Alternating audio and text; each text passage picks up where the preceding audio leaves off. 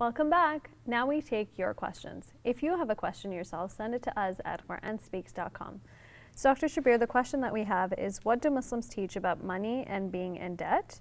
And then the viewer goes on to ask, how does this affect our ability to purchase large items like houses and cars?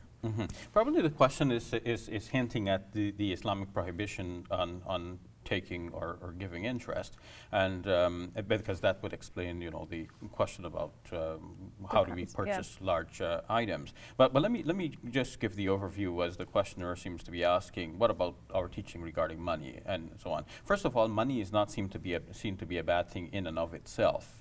It seems to be a blessing from God. It depends on how you earn it and how you spend it. You should earn it in a halal or a permissible way, and you should spend it in good things, buying things that you will use and enjoy, which are within the permissible limits of the Islamic law, and at the same time giving some in charity to other people, especially those who are less fortunate, so that the wealth is shared. One of the issues that comes up is with regards to borrowing.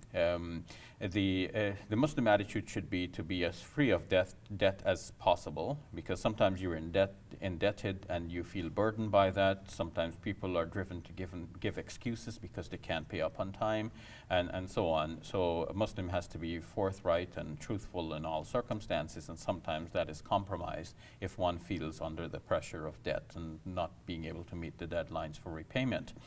In taking a loan on interest has been deemed to be impermissible, but the main issue is really the receiving of interest, which is condemned in the Quran again and again. Why?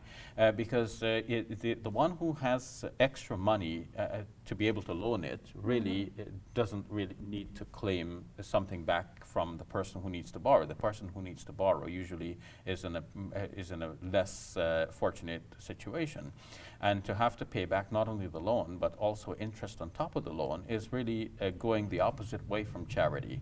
Charity it transfers money from the rich to the poor, but interest transfers money from the poor to the rich, and so this is deemed to be impermissible. But to have nothing to do with such loans at all, Muslims have been advised not to get into any such transaction, not even to take a loan on interest. But the essential prohibition is with receiving interest, not with giving it.